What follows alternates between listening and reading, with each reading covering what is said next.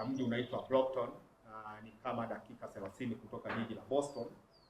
Anaitwa Saz Freeman na ndiye tuliyekuja naye, na yeye ni canon.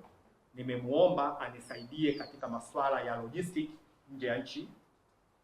Tunapoongea na marafiki, tunapoongea Tanzania katika vikao na maaskofu, tunapoongelea mambo yetu tukiwa nje ya nchi, basi yeye ni kama katibu wangu tukiwa kule, na ananisaidia mambo ya logistic, hapa tufanye nini, hapa tufanye nini, tukamuone nani na vitu vya nchi. Anawasalimu sana.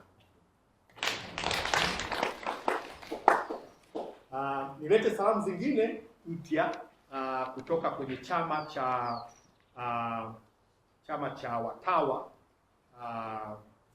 kule Georgia, ambapo tulikuwa na kikao maalum cha retreat.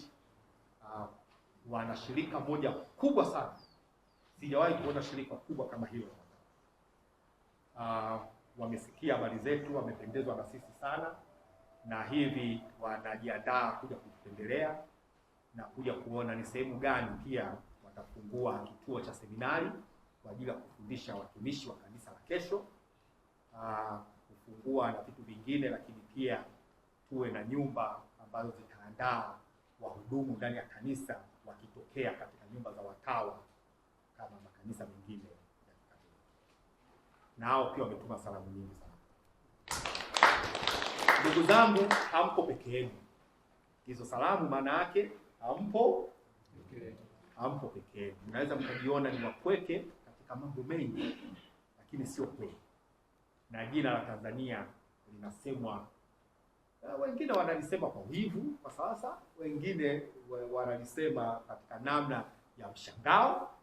Katika Uanglikana wote Tanzania ni gumzo.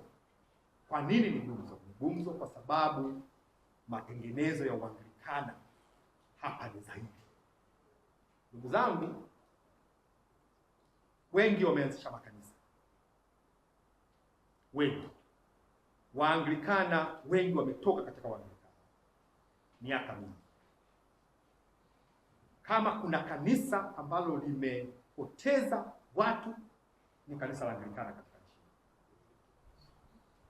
Angalia makanisa mbalimbali yaliyoanzishwa. Kanisa la Mitume, ukichunguza kwa undani ni Waanglikana. Ukienda AIC, ukichunguza kwa undani ni Waanglikana. Makanisa mengi ya Kipentekoste ukiangalia kwa undani umetokea. Kuna shida kwenye Uanglikana. Lakini hao wote wameshindwa kitu kimoja ambacho sisi tunakifanya. Naomba mnisikilize vizuri sana. Wote hao wameshindwa kitu ambacho sisi tunafanya nini? Nakumbuka nilisema sisi hatuondoki Uanglikana wetu hata kidogo. Sasa niliposema hivi, wengi walitaka tuuache Uanglikana, tuanzishe kitu tofauti. Nikasema hapana, hatuondoki Uanglikana wetu. Kwanza Waanglikana ni watu wa kujivunia sana dini yetu. Mimi sijui kama mnajua, hakuna watu wanaojivunia imani yao kama Waanglikana. Sasa tukasema sisi hatuondoki Uanglikana. Tunachokifanya sisi ni nini? Na baba kuoga, naomba unisikilize vizuri sana. Tunachokifanya sisi ni kwamba tuliamua kutokuitikia Dodoma. Tuliamua kutokuitikia wapi? Basi sasa hatuitikii Dodoma, tunaitikia wapi? Tunaitikia Marekani katika kanisa mama la Anglikana Katoliko. Kanisa Anglikana Katoliko ndilo kanisa lililoleta wamishonari wa Kianglikana nchini kabla ya uhuru. Ni kanisa la Anglikana, narudia tena, ndilo kanisa lililoleta wamishonari wa Kianglikana kabla ya uhuru. Anglikana. Sasa nitalizungumzia hilo zaidi katika agenda Kwa hiyo sisi tuliamua kwamba tunarudi katika historia yetu sahihi baada ya Uanglikana kuchakachuliwa mno mpaka ukapoteza sura ya Uanglikana. Uanglikana ulichakachuliwa mno mpaka tukapoteza sura ya Uanglikana kabisa. Leo hii ukauliza watu imani ya kanisa, wengine hata wanashangaa kuna maneno tunayasema kwenye imani ya kanisa lakini hawajui maana. Na kitu kingine ambacho Uanglikana tumepoteza utukufu wetu mwingi sana. Nitawatolea mfano mwingine hapa. Tuna shida gani Waanglikana tukiimba nyimbo tunakimbilia nyimbo za tenzi za roho? Niwaulize tu hapo. Tuimbe nyimbo utatamka tenzi namba 9. Hatujui kwamba tenzi za rohoni ni nyimbo zilizotolewa katika nyimbo za Waanglikana.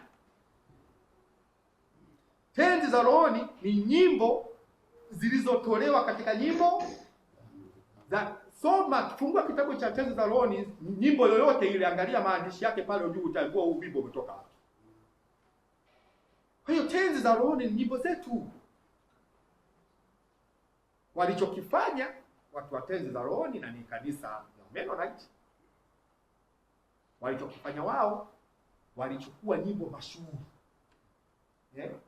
wakachagua zile nyimbo katika kitabu cha Waanglikana, zile nyimbo mashuhuri tu, wakaziweka pamoja. Alafu walipoziweka pamoja, sasa si nyimbo mashuhuri, alafu sasa ndo wakawa wanaziimba kwenye makanisa. Na kwa sababu ni mashuhuri, zimekuwa ni nyimbo sasa, hata sio nyimbo za Mennonite tena, ni nyimbo za makanisa yote ya Kipentekoste na tenzi za roho. Sasa leo hii Waanglikana ukiwaambia tuimbe nyimbo katika kitabu cha Kianglikana, wanaanza kutazamana.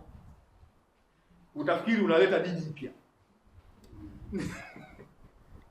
Tumepoteza utukufu wetu. Sasa tupo katika kurudisha. Kwa hiyo ni mifano michache. Kwa hiyo ndugu zangu, nimeleta hizo salamu tujue kwamba hatupo peke yetu. Kwa hiyo Baba Askofu Mkuu Mark Havaren na wasalimu sana, na wote katika nyumba ya maaskofu na wasalimu sana, na wanatamani kuja Tanzania kuona haya yanayotendeka. Tunarudi katika utukufu wetu wa kanisa la Mungu. Nitazungumza hilo kwa ndani ili muelewe nini ni wakina nani. Sasa baada ya hayo naomba tusimame.